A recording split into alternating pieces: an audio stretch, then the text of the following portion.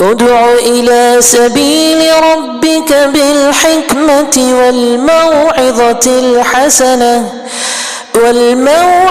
الحسنة وجادلهم بالتي هي أحسن إن الحمد لله نحمده ونستعينه ونستغفره ونؤمن به ونتوكل عليه ونعوذ بالله من شرور أنفسنا ومن سيئات أعمالنا من يهده الله فلا مضل له ومن يضلله فلا هادي له أما بعد فأعوذ بالله من الشيطان الرجيم بسم الله الرحمن الرحيم قاف والقرآن المجيد بل عجبوا أن جاءهم منذر منهم فقال الكافرون هذا شيء عجيب أإذا متنا وكنا ترابا ذلك رجع بعيد قد علمنا ما تنقص الأرض منهم وعندنا كتاب حفيظ وقال الله تعالى في موضع آخر ومن يشاقق الرسول من بعد ما تبين له الهدى ويتبع غير سبيل المؤمنين نوله ما تولى ونصله جهنم وساءت مصيرا فإن أصدق الحديث كتاب الله وخير الهدي هدي محمد صلى الله عليه وسلم وشر الأمور محدثاتها وكل محدثة بدعة وكل بدعة ضلالة وكل ضلالة في النار. ابتدا ہے اس ذات وحدہ لا شریک لہ کے نام سے جو ہر طرح کے عیب سے پاک ہے، اور تمام تعریفیں اسی اللہ کے لیے ہیں جو حقیقی مالک اور حقیقی بادشاہ ہے. اور اس کے بعد درود و سلام ہو تمام انبیاء علیہ السلام پر، بالخصوص میرے اور آپ کے پیارے جناب محمد رسول اللہ صلی اللہ علیہ وسلم پر. محترم سامعین، حاضرین مسجد، بزرگان محترم، پردہ نشین خواتین اسلام، مختصر حمد و صلات کے بعد میں سیدھے اپنے عنوان پہ روشنی ڈالنا چاہتا ہوں. اور اس سے پہلے کہ میں اپنے عنوان کے اصل حصے کو بیان کروں، اس سے پہلے کچھ باتیں سمجھنے کے بہت ضروری ہیں، اور وہ یہ کہ ہم یہ سمجھیں کہ جب سے اللہ تبارک و تعالیٰ نے اسلام کو مقبول دین بنایا ہے، تب سے لے کر آج تک اسلام کے بہت سارے دشمن نکل کے سامنے آئے ہیں، اور ان دشمنوں نے ہر طرح سے مسلمانوں کو اور اسلام کو نقصان پہنچانے کی ہر طرح کی کوششیں کی. اور ظاہری کوشش تو یہ تھی کہ میدان جنگ میں مسلمانوں کو تلوار کے بل بوتے پر، بازو کے بل بوتے پر شکست دی جائے، جو کہ ناممکن سی بات تھی. اور تاریخ اس بات کی شہادت دیتی ہے کہ الحمدللہ میدان جنگ میں مسلمانوں نے ہمیشہ اپنے مد مقابل کو ہمیشہ ہرایا ہے. لیکن یہاں پر اس سے آگے جب مسئلہ بڑھتا ہے تو وہ دشمنی جو اسلام کے اور مسلمانوں کے پیچھے کی جاتی ہے، اس دشمنی کا اثر مسلمانوں پر اور اسلام پر اتنا پڑا، اور یہ دشمنان اسلام ایسی پلاننگ میں اس طرح کامیاب ہوئے کہ مسلمان اس کا مقابلہ نہیں کر سکے. یہاں پر وہ مسلمان جنہوں نے تلوار کے بل بوتے پر اور عقیدے اور ایمان کے بل بوتے پر اللہ پر بھروسہ رکھ کر جنہوں نے میدان جنگ میں فتح حاصل کی تھی، وہ یہاں پر دشمنان اسلام کی خفیہ پلاننگ کے سامنے وہ ہار گئے۔ نتیجہ یہ ہوا کہ یہ امت مسلمہ ٹکڑوں میں بڑھ گئی، اس کے کئی فرقے ہو گئے، کئی جماعتیں اس امت کی ہو گئی۔ اور اگر ہم غور کریں کہ اسلام کا سب سے بڑا دشمن کون ہے، اور آپ سوال کریں گے مولوی صاحب آپ ہمیں فضائل سنائیے اور آپ لفاظی بیان کیجئے، تو معاف کرنا ہم سے لفاظی نہیں ہو پائے گی۔ اور ہم تو یہ کہتے ہیں کہ جب تک انسان کو اندھیرے کا پتہ نہ ہو اجالے کی اہمیت نہیں ہوگی۔ حذیفہ بن یمان رضی اللہ عنہ کہتے ہیں صحابہ سارے اللہ کے نبی سے خیر کے بارے میں سوال کرتے تھے، میں اکیلا تھا جو شر کے بارے میں دریافت کرتا تاکہ میں اس شر سے بچ سکوں۔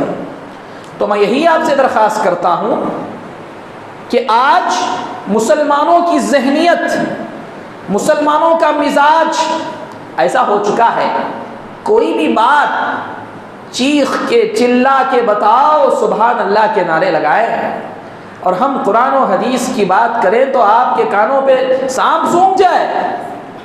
کہاں کا انصاف ہے؟ کون سی کتاب سے فلسفہ لائے ہو کہ جہاں پر ایسا انداز اپنایا جائے کہ صحابہ کہتے ہیں رسول اللہ صلی اللہ علیہ وسلم ایسے کہتے کہ سننے والا اس کو یاد کر کے جاتا۔ ہمارے اندر اتنی صلاحیت نہیں ہے کہ آپ کو یاد کرائے، لیکن اتنا ضرور ہم کہہ سکتے ہیں کہ آپ کو سمجھا ضرور سکتے ہیں۔ تو لہٰذا کچھ چیزیں ایسی ہوتی ہیں جو چیخنے اور چلانے سے، گلوں کو پھاڑنے سے سمجھ میں نہیں آتی۔ اس سے بہتر کہ آپ اپنے گلوں کو پھاڑیں، اپنے عقل کے پردوں کو پھاڑ کر سنیں اور اپنے کانوں کو کھلا رکھ کر سنیں، تاکہ معلوم ہو کہ مسلمانوں کے پیٹھ پیچھے وہ کون سی خفیہ سازشیں ہیں جہاں پر مسلمان ہار گئے ہیں۔ مسلمانوں کے دشمن کو اللہ سے بہتر کوئی نہیں جانتا۔ کوئی جانتا ہے؟ آپ بتائیے کون ہے؟ میں آپ سے سوال کرتا ہوں، مسلمانوں کا سب سے بڑا دشمن کون ہے؟ جلدی جلدی بتائیں، وقت نہیں ہے۔ کون ہے؟ چلیے سورۃ المائدہ سے سوال کرتے ہیں۔ اللہ تبارک و تعالیٰ فرماتا ہے لَتَجِدَنَّ أَشَدَّ النَّاسِ عَدَاوَةً لِلَّذِينَ آمَنُوا الْيَهُودَ، کچھ لوگوں نے بتایا، اللہ ان کو جزائے خیر دے، آمَنُوا الْيَهُودَ وَالَّذِينَ أَشْرَكُوا، مسلمانوں کے سب سے سخت ترین دشمن اگر کوئی ہیں تو وہ یہود ہیں، اور اس کے بعد دوسرے نمبر پر وہ مشرکین جو اللہ کے ساتھ شرک کرتے ہیں۔ اللہ کی بات پہ یقین ہے، قرآن پر یقین ہے، تو اس بات کو بھی مان کر چلو کہ 1400 سال سے کوئی دشمن چپ نہیں بیٹھ سکتا۔ 1400 سال اس شریعت کو ہوئے نا، یہودیوں کی مخالفت تب سے چل رہی ہے، اور جب آپ نے مان لیا ہے کہ اسلام کا سخت ترین دشمن یہودی اور اس کی نسل ہے، تو اس بات کو بھی مانو کہ 1400 سال سے کوئی دشمن خاموش نہیں بیٹھ سکتا۔ اور اسی دشمنی کی وجہ کہ یہ محرم کا مہینہ جہاں پر اللہ کے نبی صلی اللہ علیہ وسلم مدینہ تشریف لے جاتے ہیں، دیکھتے ہیں کہ یہودی روزہ رکھ رہے ہیں۔ اللہ کے نبی نے پوچھا کیا وجہ ہے روزہ رکھنے کی؟ کہا اس دن حضرت موسیٰ کو نجات ملی تھی اور ان کی قوم کو، بنی اسرائیل کو، فرعون کے ظلم سے۔ اللہ کے نبی نے کہا حضرت موسیٰ کو تو ماننے والے تمہارے سے زیادہ ہم ہیں، ہم بھی روزہ رکھیں گے۔ لیکن اللہ کے نبی نے کہا اگر آئندہ سال میں رہوں یہودیوں کی مخالفت میں ایک اور روزہ میں اضافے کے ساتھ رکھوں گا۔ اور اللہ کے نبی کی زندگی کا پیغام تھا خالف الیہود والنصارى، یہودیوں کی مخالفت کرو۔ اس محرم کا ایک خاصہ ہے کہ اس میں مسلمان یہودیوں کی مخالفت کرتا ہے، لیکن افسوس کا مقام تو یہ ہے اس حد تک کہ جہاں پر پیارے نبی نے تعلیم امت کو یہ دی کہ یہودیوں کی مخالفت کی جائے، ہم یہودیوں کی اتباع کرتے ہوئے نظر آئیں گے اور نظر آتے ہیں۔ دیکھیے، جائزہ لیجیے یہ محرم کی ساری بدعات، میں کہتا ہوں کہ ایک یہودی کی وجہ سے یہ چل پڑی ہے، اور اس دعوے کی دلیل بھی میں آپ کے سامنے پیش کرتا ہوں۔ حضرت عمر بن خطاب کے دور میں کسی یہودی کو اسلام کے خلاف گندی نظر ڈالنے کی کبھی جرأت نہیں پڑی. جیسے دور آیا حضرت عثمان کا، اور حضرت عثمان سنجیدہ مزاج تھے. اگر وہ چاہتے تو اپنا ڈیفنس کر سکتے تھے، لیکن اپنی ذات کے لیے اسلام کی فوج کو کبھی استعمال نہیں کیا. یہودی جس کا نام عبداللہ بن سبا، ایک یہودی تھا، صنعاء جو یمن کا کیپٹل سٹی ایک شہر ہے وہاں کا رہنے والا، اپنے آپ کو مسلمان بتا کر بظاہر کلمہ پڑھ کے مسلمانوں کی صفوں میں داخل ہوا اور حضرت عثمان کے خلاف لوگوں کو ابھارا، اور یہاں تک کہ حضرت عثمان کو شہید کر دیا. اور اس کے بعد کیا ہوا؟ جیسے ہی حضرت عثمان کو شہید کر دیا گیا، یہ اور اس کی ٹیم حضرت علی کی فوج میں شامل ہو گئی، حضرت علی کی فوج میں شامل ہو گئی، اور مطالبہ یہ کرنے لگی خود قاتل ہیں، اور مطالبہ کر رہے ہیں کہ حضرت عثمان کی جو شہادت ہے، حضرت عثمان کے قاتلوں کو سزا ملنی چاہیے. قاتل یہی تھے، اور ان کی وجہ سے جو جنگیں چھڑی، جنگ جمل اور جنگ صفین حضرت امیر معاویہ اور حضرت علی کے درمیان، جس میں کئی صحابہ رضوان اللہ علیہم اجمعین مارے گئے، یہ انہی کی شرارتوں کا نتیجہ تھا. اب یہاں پر کوئی اپنے عقل کا گھوڑا دوڑانے چلے کہ میری رائے یہ ہے، لوگوں کی حالت، میری رائے یہ ہے کہ حضرت علی اور معاویہ کے درمیان حضرت علی حق پر تھے. آپ کون ہیں صاحب؟ کون ہے جو آپ کی رائے دین میں لی جائے؟ آپ کی رائے اپنے گھر میں اپنے بچوں کے سامنے نہیں چلتی، آپ کی رائے کبھی اپنی بیوی کے سامنے نہیں چلتی. ایسا انسان آ کے کہتا ہے میری رائے یہ ہے کہ علی حق پر تھے. میرے بھائی اس بات کو یاد رکھ، صحابہ پہ رائے نہیں رکھنا، صحابہ پہ ایمان رکھنا ہے. تم کون ہوتے ہو یار رائے رکھنے والے؟ اپنے آپ کو، اپنی کمائی کو کم از کم حلال کر لو، اپنے معاملات کو شریعت کے مطابق کر لو. اپنی زندگی کے سارے معاملات شریعت کی مخالفت میں گزر رہے، صبح سے شام تک سنت کے جنازے، اور جب معاملہ آئے امیر معاویہ اور حضرت علی کا، میری رائے یہ ہے کہ علی حق پر تھے. کون ہے آپ؟ آپ کی رائے نہیں. اگر آپ کا ایمان ہے صحابہ پر کہ صحابہ سارے کے سارے معیار حق ہیں، تو پھر جنت کی طلب رکھنا، ورنہ جنت کی طلب یہ آپ کے لیے زبان نہیں دیتی. تو یہاں پر عبداللہ بن سبا حضرت علی کی فوج میں داخل ہو کر اپنے آپ کو شیعان علی کی جماعت والا جب یہ کہنے لگے، یہی سے یہ شیعہ کا فرقہ ایجاد ہوا. کون تھا شیعہ کے فرقے کا موجد؟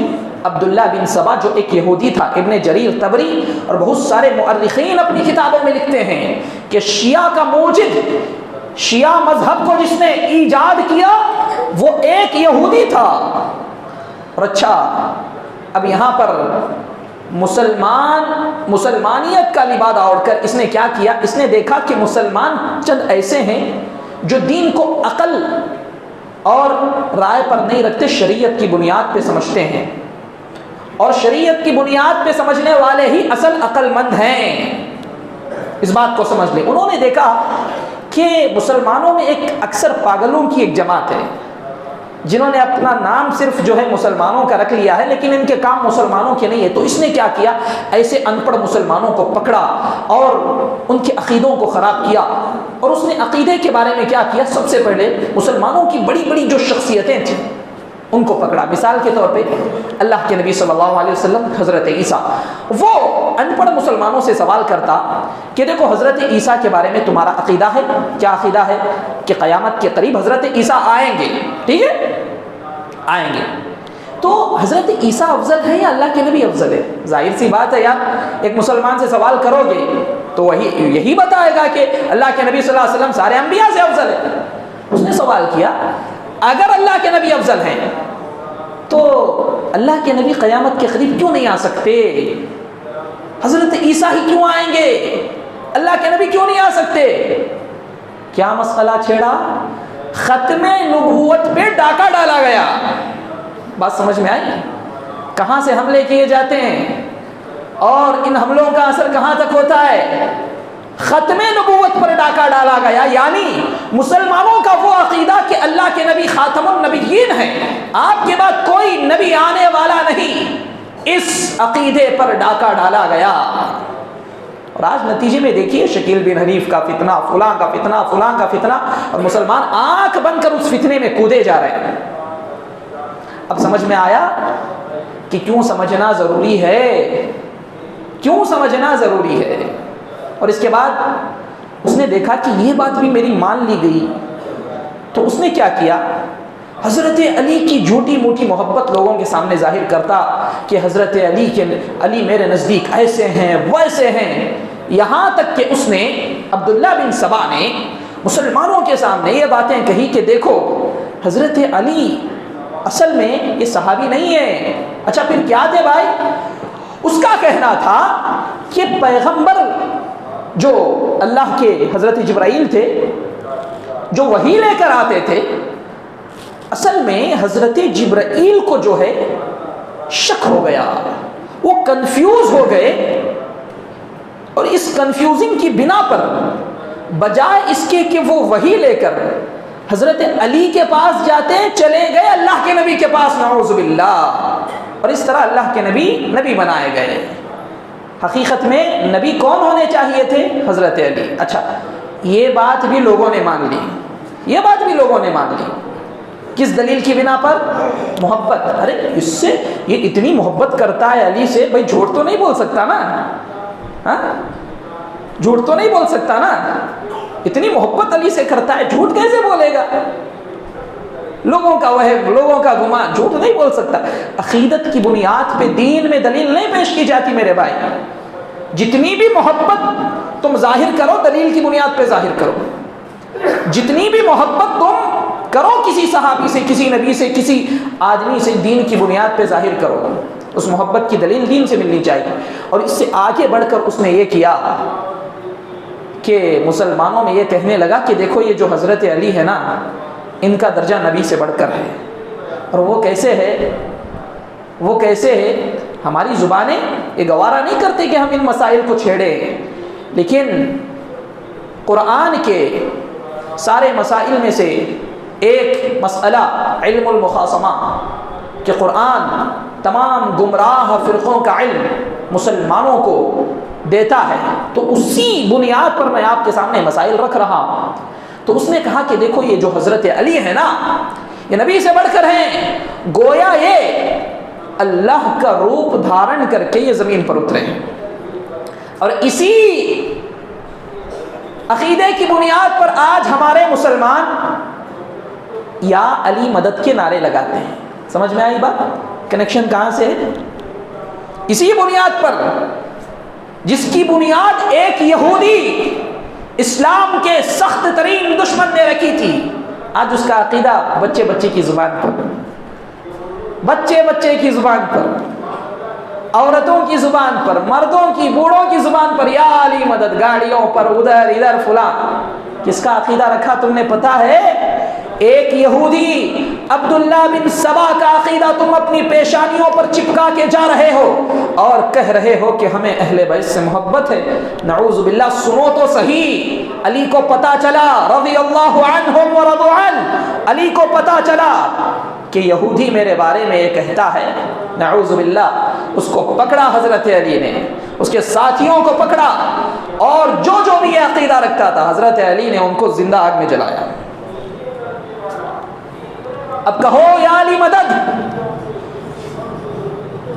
اگر علی ہوتے تو ہر وہ آدمی زندہ جلایا جاتا جو یا علی مدد کا نعرہ لگاتا۔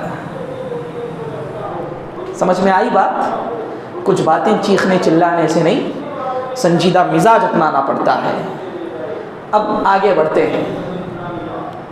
ہمارے نزدیک کتاب اللہ اور سنت رسول اللہ، اس سے آگے بڑھ کر کسی حاکم کی بات، کسی بادشاہ کی بات ہماری جوتی کی نوک پہ ہوتی ہے.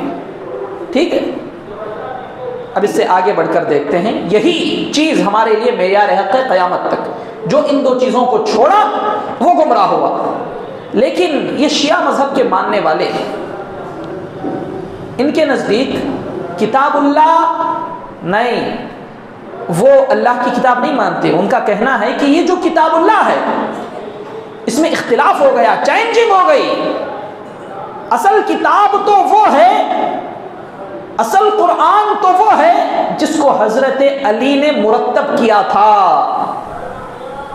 اچھا، اب وہ قرآن کہاں ہے جس قرآن کو حضرت علی بیٹھ کے لکھے تھے؟ وہ کہتے ہیں کہ حضرت علی کے بعد ہمارے ایک امام جو اہل بیت سے نکلے، ان کے نزدیک اماموں کا بھی ایک کانسیپٹ ہے، 12 امام اہل بیت سے نکلنے والے، اور یہ امام انبیاء سے افضل ہیں ان کے نزدیک. ٹھیک ہے، نعوذ باللہ من ذالک. ان کا کہنا ہے کہ علی کے بعد وہ قرآن کو لے کر ایک امام، اچھا کون امام ہے؟ نہیں معلوم نہیں، وہ امام غائب. اچھا کہاں گئے وہ؟ سرہ من رآ کے غار میں چلے گئے قرآن کو لے کر. کیسی بات ہے؟ اگر آپ کو یقین نہیں ہوتا میری باتوں پر، سوڈان کے اندر سرے بازار ایک آدمی نے قرآن کو اپنے ہاتھ میں لیا اور آگ لگا دی. ٹھیک ہے، آگ لگا دی. ذرا جائزہ لیا جائے کہ وہ قرآن کو آگ لگانے والا کون تھا. اس کا نام تھا سلوان مومکا. اور یہ کون تھا؟ یہ شیعہ کے افراد میں سے ایک فرد تھا جس کا یہ عقیدہ ہے کہ یہ قرآن حقیقی قرآن نہیں ہے، اس لیے وہ قرآن کو جلا رہا ہے. اور ہمارا عقیدہ ہے کہ یہی اللہ کی مقدس اور وہ کتاب ہے جو اللہ کے نبی پر نازل ہوئی، وہ جلا رہا ہے، لیکن ہم اٹھا کے پڑھنے کے لیے تیار نہیں. یہ ہمارا المیہ ہے یار، ہم اس کو چھپا نہیں سکتے. ایسا نہیں کہ پردہ راز میں رکھا جائے، کسی کے سامنے نہ لایا جائے. اور حدیث رسول جانتے ہیں جس کے بغیر ہماری شریعت ادھوری ہے. ان لوگوں کے نزدیک حدیث رسول حجت نہیں ہے. کیوں حجت نہیں ہے؟ ہر ایک حدیث کا راوی کون ہوتا ہے؟ صحابی ہوتا ہے. کون ہوتا ہے؟ صحابی ہوتا ہے. اور یہ حدیث کو کیوں نہیں مانتے میں آگے آنے والے مسئلے میں بتاؤں گا. ان لوگوں کے نزدیک 4 کتابیں، شیعہ کے نزدیک 4 کتابیں ہیں جہاں سے یہ خرافات بدعات کا ایک سمندر لیتے ہیں. سب سے پہلی کتاب اصول الکافی ابو جعفر الکلینی، اور دوسری کتاب من لا يحضره الفقیہ ابن بابویہ القمی کی، اور تیسری اور چوتھی کتاب تہذیب اور استبصار محمد حسن طوسی کی. یہ 4 کتابیں ان لوگوں کے نزدیک کیسی ہے؟ گویا کہ اللہ نے آسمان سے اتارا ہے. اور اگر غور کیا جائے تو یہی 4 مسالک ہمارے اندر بھی پائے جاتے ہیں ان کے 4 کتابوں کے مقابلے میں. اب یہاں پر غور کیا جائے کہ ہمارا مذہب یعنی کس کا؟ ہمارا مطلب اہل سنت والجماعت کا. ہم لوگوں کو یہ پتہ نہیں کہ اہل سنت والجماعت ہم ہی کو کہتے ہیں. جی، وہ جو شرک کرتا ہے اس کو سنی نہیں میرے بھائی، اس کو مشرک کہتے ہیں. اپنی اصطلاح اپنی زبان بدل کے جاؤ. حدیث اور سنت میں زیادہ کچھ فرق نہیں ہے. جی، اہل السنہ سنت پہ عمل کرنے والے، اہل الحدیث حدیث پہ عمل کرنے والے. اس بات کو یہاں سے لے کر جائیں. اہل السنہ کے نزدیک کتاب اور سنت معیار ہے، اور ان لوگوں کے نزدیک کتاب اور سنت کا کوئی معیار ہی نہیں ہے. اب اس سے آگے بڑھ کر صحابہ کا مدعا میں آپ کے سامنے چھیڑتا ہوں. صحابہ کی کون سی جماعت ہے بھائی؟ صحابہ کی جماعت وہ جماعت ہے جس کا تذکرہ، جس کی تعریف خود قرآن کریم بیان کرتا ہے. اور اس سے آگے بڑھ کر اللہ کے نبی صلی اللہ علیہ وسلم نے جگہ جگہ پر اپنے پیارے صحابہ کا تذکرہ کیا. کیوں؟ یہ وہ ہستیاں تھیں اس جماعت کے بعد اس زمین کے اوپر، اس آسمان کے نیچے ایسی جماعت کسی نبی کی امت میں نہیں گزری اور نہ ہی قیامت تک گزرے گی. صحابہ جیسی جماعت کسی نے نہیں دیکھا. چشم فلک نے آج تک صحابہ کی جماعت نہیں دیکھی. کیوں؟ یہ وہ ہستیاں ہیں جن کی محنت سے آج اہل التوحید کے پاس توحید باقی ہے. یہ وہ ہستیاں ہیں جن کی محنت سے آج ہمارے پاس سنت باقی ہے، یہ وہ ہستیاں ہیں جن کی وجہ سے ہمارے پاس قرآن کی ایک ایک آیت باقی ہے، نبی کا ایک ایک فرمان باقی ہے، یہاں تک کہ کلیمے کے ارکان، اسلام کے ارکان، حج کے مسائل، عمرے کے مسائل، نکاح اور طلاق کے مسائل، زندگی کے تمام مسائل کو اگر کسی نے سچے دل کے ساتھ امت تک پہنچایا ہے تو وہ جماعت اگر کوئی ہے تو وہ صحابہ کی جماعت ہے۔ اگر کوئی صحابہ کا احترام نہیں کرتا، معذرت کے ساتھ میں کہتا ہوں ہم اس کا احترام نہیں کرتے، اس لیے کہ صحابہ کا احترام اگر ہوگا تو دین کا احترام باقی رہے گا۔ اگر صحابہ کی فضیلت میں اور ان کی منقبت میں کوئی ڈاکہ ڈالتا ہے تو گویا یہ توحید پر ڈاکہ ڈالتا ہے، گویا یہ سنت پر ڈاکہ ڈالتا ہے۔ صحابہ کو برا بھلا کہنا کلمہ شہادت کو برا بھلا کہنا ہے، صحابہ کو گالی دینا نبی کو گالی دینے کے برابر ہے۔ اور یہ وہ صحابہ کی ہستیاں ہیں جن کو اللہ تبارک و تعالیٰ کبھی کہتا اولئک هم المتقون، اولئک هم المفلحون، اولئک هم الراشدون، ارے یہ متقی ہیں، ارے یہ ہدایت یافتہ ہے، ارے یہ کامیاب ہے۔ وَكُلًّا وَعَدَ اللَّهُ الْحُسْنَى، یہ وہ صحابہ ہیں جن کی وجہ سے اسلام مشرق اور مغرب میں پھیلا، یہ وہ صحابہ ہیں جن کی وجہ سے شمال اور جنوب لا الہ الا اللہ کے نعروں سے گونجا، یہ وہ صحابہ کی ہستیاں ہیں جن کی وجہ سے بت کدے زمین بوس ہو گئے اور قیصر و کسریٰ کا تاج پیروں تلے رون دیا گیا۔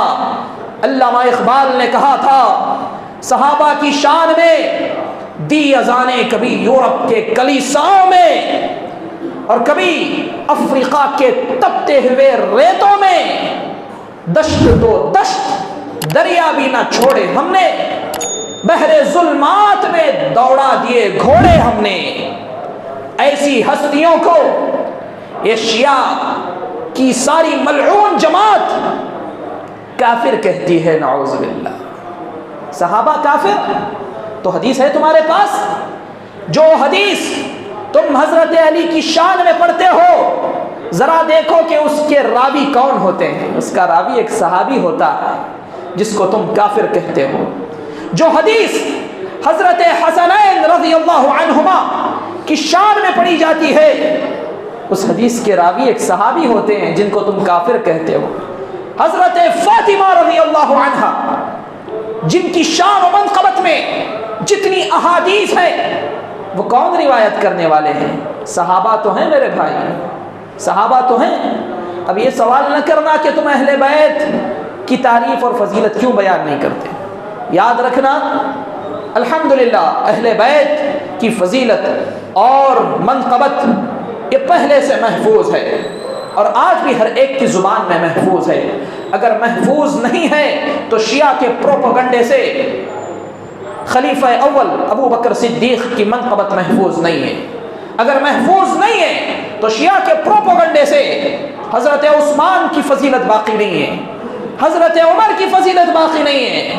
اور ہم اس لیے صحابہ کا دفاع کرتے ہیں، اس لیے ہم صحابہ کا دفاع کرتے ہیں تاکہ آنے والے دور میں ہمارے عقیدے بھی شیعہ کے عقیدوں میں نہ بدل جائے اور ہم بھی نعوذ باللہ من ذالک ثم نعوذ باللہ صحابہ کو کافر کہنے والے نہ بن جائے۔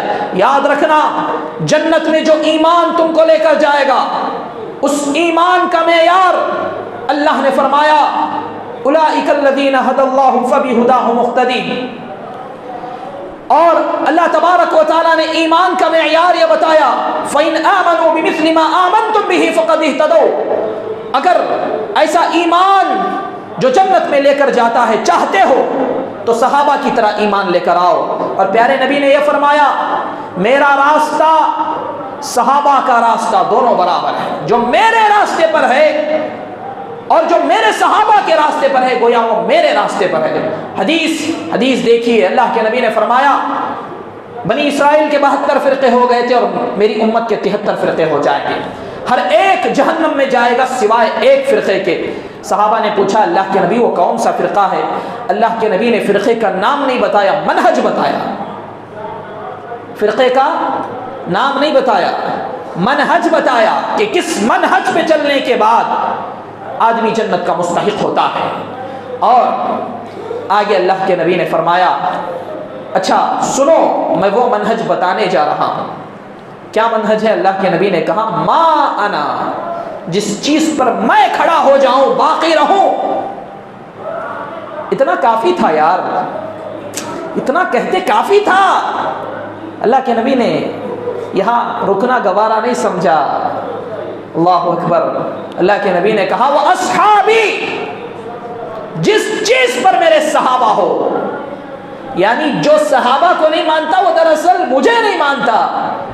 اور اللہ کے نبی نے ہر گستاخ صحابہ کی اوقات کو یاد دلایا اور کہا لا تسبوا اصحابی، ارے صحابہ کو گالی مت دو، تمہاری اوقات نہیں ہے، اتنی اوقات نہیں ہے۔ یہ جملہ میں بول رہا ہوں، اللہ کے نبی نے نہیں کہا لا تسبوا اصحابی، صحابہ کو گالی مت دو۔ کیوں؟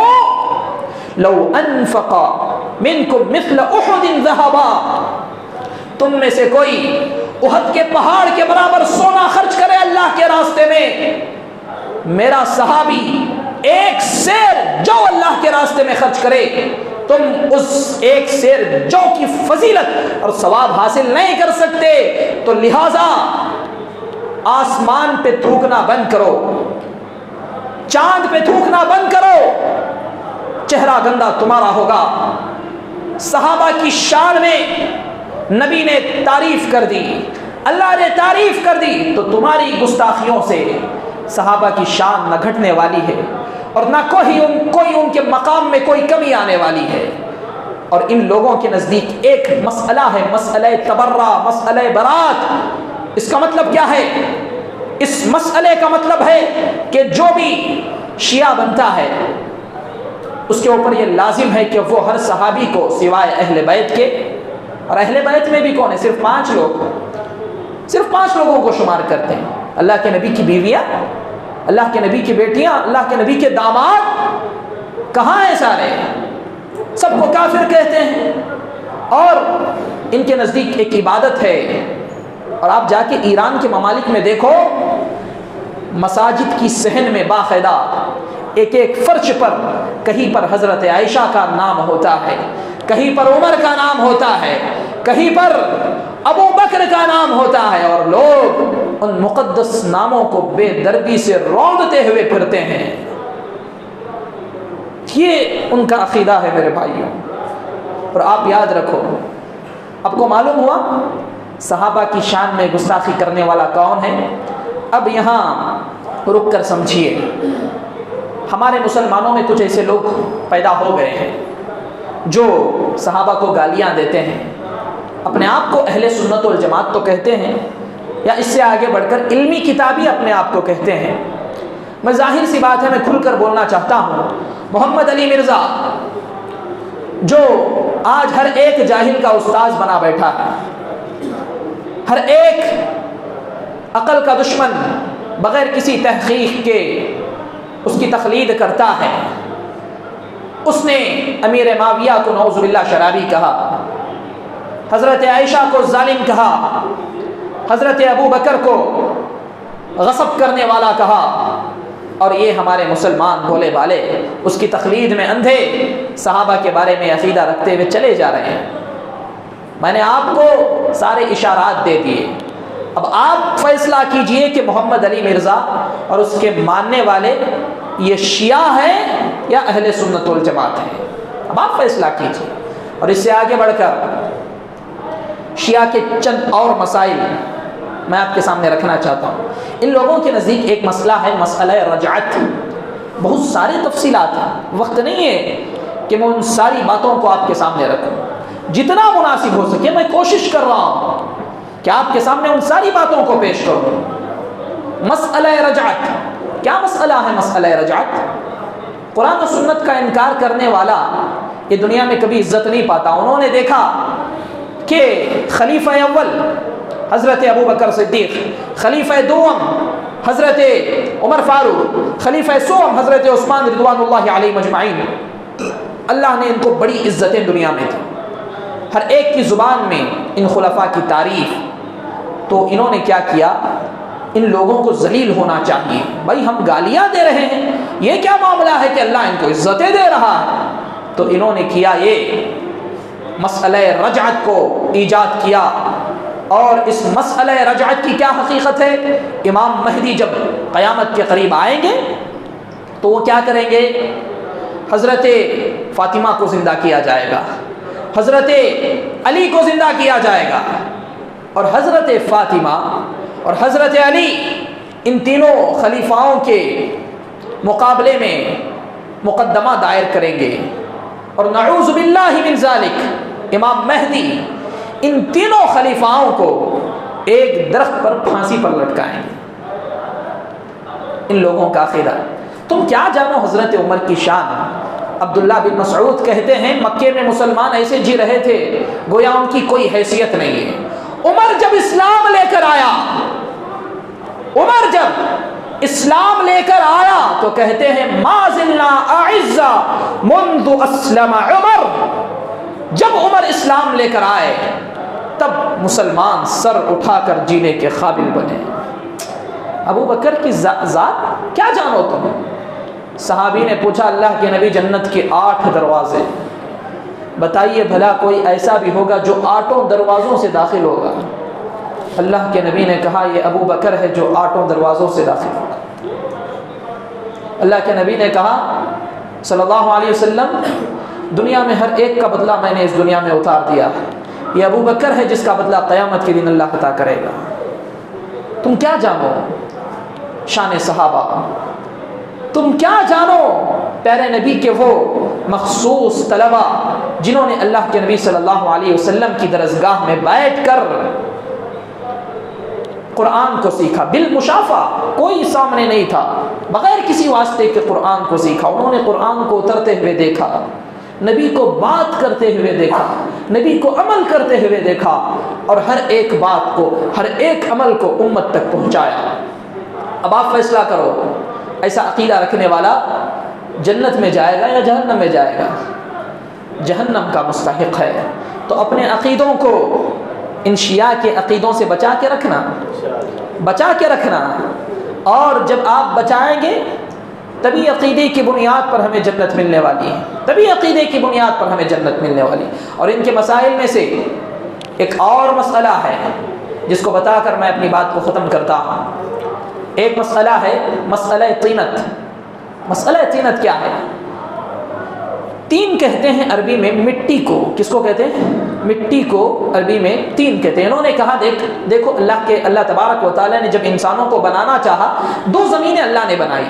ایک زمین پر اللہ تبارک و تعالیٰ نے کانٹے، کھارا پانی، اس طرح سے اللہ تبارک و تعالیٰ نے اس زمین کو بنایا، اور ایک زمین تھی جس میں اللہ تبارک و تعالیٰ نے اچھے باغات اور اچھا پانی اور میٹھا پانی جاری کیا، اور اس اچھی زمین سے اللہ تبارک و تعالیٰ نے شیعہ کو اور شیعہ کے اماموں کو پیدا کیا، اور اس بوسیدہ اور بنجر زمین سے اللہ تبارک و تعالیٰ نے اہل السنت والجماعت کے لوگوں کو پیدا کیا، یعنی سارے شامل ہیں، ہم آپ سارے۔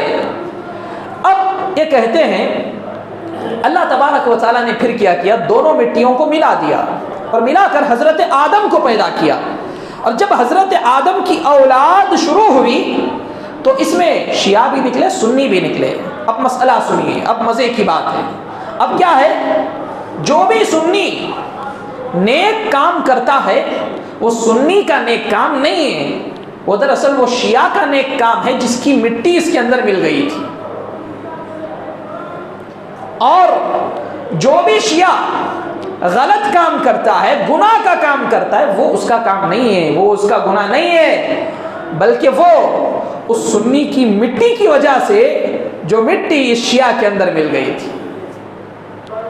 اب کیا ہوگا، اللہ قیامت کے دن شیعہ اور سنیوں کو جمع کرے گا، اور شیعہ کے سارے گناہوں کو سنیوں کے اوپر ڈالے گا، اور سنیوں کے سارے گناہوں کو شیعہ کے اوپر ڈالے گا۔ یعنی قرآن کے عقیدے کے بالکل مخالفت میں یہ مسئلہ بنایا گیا. قرآن کیا کہتا ہے؟ من عمل صالحا فلنفسه، جو بھی ایک بھی اچھا عمل کرے وہ اپنے آپ کے لیے ہے، اور جو برا عمل کرے وہ بھی اپنے آپ کے لیے ہے. وما ربک بظلام للعبید، تمہارا پروردگار بندوں پر ظلم کرنے والا نہیں ہے. وہ کون سی بھی مٹی کا رہنے والا ہو، اگر اس نے اچھا عمل کیا اور شرک سے بچا رہا، یقیناً اللہ اس کے اچھے عمل کے بدلے اسے جنت میں داخل کرے گا. اور جو برا عمل کرے اللہ تبارک و تعالی اس برے عمل کے مطابق اس کو سزا ضرور دے گا. تو یہ مسئلہ ایجاد کر کے انہوں نے اللہ کو نعوذ باللہ ظالم ٹھہرایا، نعوذ باللہ من ذالک. اور ایک مسئلہ ان لوگوں کے نزدیک یہ ہے کہ سارے صحابہ کو کافر کہتے ہیں. ٹھیک ہے، اب کوئی ایک مسلمان صحیح العقیدہ ان سے سوال کرے کہ بھائی جب تمام صحابہ کافر تھے تو حضرت علی رضی اللہ عنہ نے ان صحابہ کے پیچھے نماز کیوں پڑھی؟ ابو بکر کے پیچھے اللہ کے حضرت علی نے نماز پڑھی، عمر کے پیچھے حضرت علی نے نماز پڑھی، عثمان کے پیچھے حضرت علی نے نماز پڑھی. تو ان کا کہنا یہ ہے کہ نہیں، اصل میں مسئلہ الگ ہے. حضرت علی نے تقیہ کیا. کیا تقیہ؟ وہ کہتے ہیں حضرت علی اندر سے یہ سمجھتے تھے کہ یہ تینوں خلفاء جو ہیں کیا ہیں؟ کافر ہیں. ٹھیک ہے، لیکن ظاہر میں اپنے آپ کو بچانے کے لیے، اپنے ایمان کو بچانے کے لیے ان کے ساتھ نماز پڑھتے تھے. اور اس کو انہوں نے تقیہ کا نام دیا، مسئلہ تقیہ. اسی وجہ سے اگر آپ کے درمیان کوئی شیعہ آ کر بیٹھ جائے گا نا تو آپ اس کو پتہ نہیں کر سکیں گے یہ شیعہ کا عقیدہ رکھنے والا ہے. کیوں؟ ان کی عبادتوں میں سے ایک عبادت ہے عقیدوں کو چھپانا، اور عقیدوں کو چھپا کر بڑے ہی پیار اور محبت سے پاک اور پاکیزہ مسلمانوں کے عقیدوں میں خلط ملط کر دینا. پہچان نہیں سکیں گے. بہت سارے ہمارے گلی محلوں میں ایسے لوگ رہتے ہیں جو ایسے عقیدے رکھ کے چلتے ہیں اور اسی عقیدے میں مرتے ہیں، لیکن جہاں پر مسلمانوں کی میجارٹی ہوتی ہے وہ اپنے عقیدے کو چھپا کر رکھنا یہ عبادت کہتے ہیں. اسی لیے ان لوگوں کو پہچاننا بڑا مشکل ہے. اور ایک مسئلہ ان کا، زنا ہر ایک مذہب میں بڑا گناہ ہے، بہت بڑا گناہ ہے، لیکن اسلام میں اور زیادہ سب سے بڑا گناہ زنا. اگر کوئی شادی شدہ کر لے تو اس کو سنسار کر دیا جائے گا، پتھروں سے اس کو مار دیا جائے گا. لیکن ان لوگوں نے اس زنا کو ایک نام دیا، متعہ. نکاح ہے متعہ. متعہ کا مطلب کیا ہوتا ہے کہ چند دنوں تک کسی عورت کو آپ مہر دے کر، مہر تو نہیں کہا جاتا اس کو، پیسہ دے کر اپنے پاس رکھیں اور پھر چند دنوں کے بعد اس کو طلاق دے دیں. اللہ کے نبی صلی اللہ علیہ وسلم نے جنگ خیبر کے موقع پر اس کو حرام قرار دیا تھا، اور قرآن میں بھی کہا غیر مصافحات کہ نکاح کرو لیکن عیاشی کرنا نہ ہو. اس عیاشی کو انہوں نے متعہ کا نام دیا. اور اس سے آگے بڑھ کر ملا باقر مجلسی حیات القلوب کے اندر لکھتا ہے جو شیعہ ایک بار متعہ کرتا ہے نعوذ باللہ اس کا درجہ امام حسن تک پہنچ جاتا ہے. اور کوئی شیعہ 2 مرتبہ اگر متعہ کرتا ہے تو اس کا درجہ حضرت علی تک پہنچ جاتا ہے. اور کوئی 3 مرتبہ نعوذ باللہ اگر متعہ کر لے تو اس کا درجہ نعوذ باللہ اللہ کے نبی صلی اللہ علیہ وسلم تک پہنچ جاتا ہے. یہ عیاشیاں، یہ عیش پرستیاں، اسی وجہ سے انہوں نے قرآن کو جھٹلایا، اسی وجہ سے انہوں نے احادیث کو جھٹلایا تاکہ عیاشی کرنے کا بھرپور موقع ملے، اپنے نفس کی اتباع کرنے کا بھرپور موقع ملے.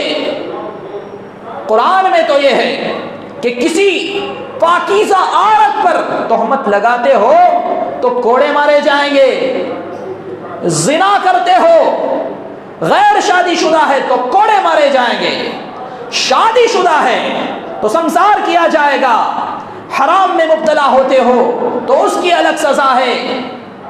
ان وعیدوں سے اپنے آپ کو بچا کر امت کو عیش پرستی بدمزگی میں مبتلا کرنے کے لیے صحابہ کا انکار کر دیا، قرآن کا انکار کر دیا، شریعت کے تمام وہ اصول جو شریعت کی بنیاد تھی سب کا انکار کر دیا۔ اور یہ نہ سمجھنا کہ ہمارے عقائد محفوظ ہیں۔ یہ محرم میں شادیاں نہ کرنا یہ کس نے آپ کو بتایا؟ ذوالحجہ میں شوال میں پوری شادیاں ہو گئی، جا کے دیکھو پورے شادی میں خالی رہیں گے ان 10 دنوں میں۔ کس نے بتایا بھائی؟ اہل سنت والجماعت، یہاں تک کہ بریلوی بھی اس عقیدے کو نہیں مانتا۔ پھر یہ عقیدہ مسلمانوں میں کہاں سے آ گیا کہ محرم یہ منحوس ہے؟ نعوذ باللہ من ذالک۔ آپ کو اب یقین ہو گیا ہوگا کہ کہاں سے گھوم پھر کر شیعہ کے عقائد ہمارے اندر داخل ہو رہے ہیں۔ اور یہ 18 ذوالحجہ کو یہ شیعہ حضرات عید غدیر مناتے ہیں، ٹھیک ہے؟ عید غدیر نام کی کوئی چیز نہیں ہے، دراصل عید غدیر نام ہے اس 18 ذوالحجہ کے دن میں وہ اصل میں ایک خوشی کا اظہار کرتے ہیں۔ وہ کیا ہے؟ اس دن حضرت عثمان رضی اللہ عنہ کو شہید کر دیا گیا، اس شہادت کی خوشی وہ کم بخت عید غدیر کے نام پہ مناتے ہیں۔ اور ہمارے لوگوں کے درمیان بھی یہ مسائل 12 رجب کہ یہ جو کنڈے ہمارے یہاں چلتے ہیں کہاں سے آئے؟ کہاں سے آئے؟ یہ دراصل امام جعفر صادق کی پیدائش نہیں ہے، نہ امام جعفر 12 رجب کو پیدا ہوئے نہ ان کی وفات ہوئی۔ 12 رجب کو کیا ہوا؟ بڑا شوق لگے گا آپ کو۔ 12 رجب کو کیا ہوا جس کی بنیاد پر یہ شیعہ حضرات 12 رجب کو یوم سرور خوشی کا دن کہتے ہیں؟ حضرت امیر معاویہ کی شہادت، حضرت امیر معاویہ کا انتقال 12 رجب کو ہوا، جس کی خوشی میں حضرت معاویہ کی دشمنی میں یہ عید مناتے ہیں۔ اور اسی عید کو ہمارے لوگ اہل السنت والجماعت کہنے والے بڑی خوشی اور مسرت کے ساتھ کرتے ہیں۔ ان کو پتہ بھی نہیں کہ یہ ہمارے اعمال کاتب وحی جس نے وحی کو لکھا ایسی صحابی کی مخالفت میں اور ان کی دشمنی میں منایا جا رہا ہے۔ اب آپ کو پتا چلا کہ کیسے ہمارے اندر یہ عقیدے ان لوگوں کے داخل ہو گئے۔ اور ایک بات بتا کے میں اپنی بات کو مکمل کرتا ہوں۔ عربی خطبہ جو منبر پہ ہوتا ہے صحابہ کے نام لیے جاتے ہیں، صحابہ کے نام لیے جاتے ہیں، بڑا لمبا خطبہ ہوتا ہے ہمارے احناف بھائیوں کے درمیان۔ حالانکہ ان کا عقیدہ بھی یہ ہے کہ اہل بیت میں اللہ کے نبی کی تمام بیٹیاں ہیں، لیکن جب عربی خطبہ ہوتا ہے تو صرف ایک بیٹی کا نام لیا جاتا ہے، وَسَيِّدَةُ فَاطِمَةُ نِسَاءِ اہل الجنہ۔ ذرا بتاؤ کہ زینب کا مقام کہاں رکھا، ذرا بتاؤ کہ ام کلثوم کہاں گئی، ذرا بتاؤ کہ حضرت رقیہ کہاں گئی۔ اگر ذکر کرنا ہے تو چاروں کا نام ذکر کرو، اگر نہیں تو کسی کا نہیں۔ تو دیکھا ہمارے اندر شیعہ کے عقائد کیسے داخل ہو گئے، کہاں سے آئے، کون لایا؟ ایسا تو نہیں کہ آپ کے دروازوں پر شیعہ نے آ کر دستک دی اور کہا کہ یہ عقیدہ قبول کرو۔ اگر میں اس کی بنیادی وجہ بتاؤں تو ایک ہی وجہ ہے، اس امت کی قرآن سے دوری، علم سے دوری۔ یہ امت خرافات میں کھو گئی، حقیقت روایات میں کھو گئی، کسی کا تعلق علم سے نہیں ہے۔ کوئی نہیں چاہتا کہ علمی باتوں کو سنیں، علمی باتوں کو سمجھیں، قرآن کی آیتوں کو سمجھیں۔ کوئی نہیں چاہتا کہ دین کو سیکھا جائے، دین کو سکھایا جائے۔ اصل دین کیا ہے اس کو ہم سیکھیں گے۔ صحابہ نے کیسے عالم میں، کیسے فخر و فاخر کے عالم میں علم کو ترجیح دے کر علم کو سیکھا۔ یاد رکھنا، اگر اپنے عقائد کی اصلاح چاہتے ہو، اگر اپنے ایمان کی اصلاح چاہتے ہو تو اللہ کے واسطے اپنے آپ کو علم دین سے جوڑو۔ علم دین سے جڑنے کا مطلب یہ نہیں ہے کہ فون میں کوئی بھی آپ ویب سائٹ کھول لیے اور کسی گمراہ کو فالو کرنے لگ جائے یا اس کی تقلید کرنے لگ جائے۔ علم دین سے جڑنے کا کا مطلب یہ ہے کہ ایسے علماء جو عمل کی گواہی بھی دیتے ہیں، جن کے علم سے عمل بھی جھلکتا ہے، جو بولتے ہیں وہ خود عمل کرتے ہیں، ایسے علماء کو تلاش کرو، جاؤ ان کے پاس اپنے مسائل رکھو، قرآن و سنت کے ترازو میں، قرآن و سنت کے میزان میں اپنے دین کو سمجھو، پرکھو۔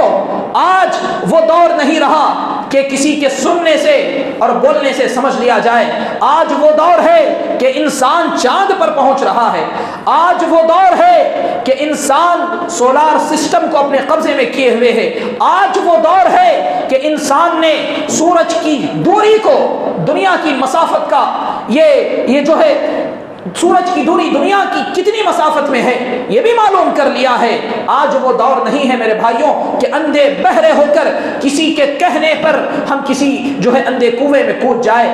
آج تو وہ دور ہے کہ ایک ایک مسئلہ بھی انسانوں کے سامنے کھل کر آ گیا ہے، لیکن افسوس کا مقام ہے دنیا کی ساری چیزیں مسلمانوں کے سامنے آیا ہے۔ مسلمانوں کو پوچھو کہ فلاں گاڑی مجھے لینی ہے تو بتاؤ کہ اس کا مائلیج کیا ہوگا، اس کی سی سی کیا ہوگی، اس کا انجن کیا پاور میں دیتا ہوگا، اس کی رقم کیا ہوگی، ایسے بتائے گا گویا کہ اس نے اس کو بیٹھ کے بنایا ہو۔ لیکن اس کو یہ پوچھ دو کہ یہ فلاں آیت ہے، فلاں آیت میں اللہ تبارک و تعالیٰ نے کس کی تعریف بیان کی ہے، اس سے یہ پوچھ لو کہ اعمال کا دار و مدار کس پر ہے، اس پر یہ پوچھ لو منافق کی علامتیں کیا ہے، اس سے یہ پوچھ لو کہ صحابہ کی شان میں گستاخی کرنے والے یہ کون ہے، ان کا عقیدہ کیا ہے۔ ہمارے مسلمانوں کو کچھ پتا نہیں ہے، بس مسلمانوں کے گھروں میں پیدا ہو گئے، بس اپنا نام مسلمان رکھ لیا اور یہ سمجھتے ہیں کہ ہمیں جنت ملنے والی ہے۔ یاد رکھنا، جنت کو اگر تم چاہتے ہو تو تمہیں ایمان لانا ہوگا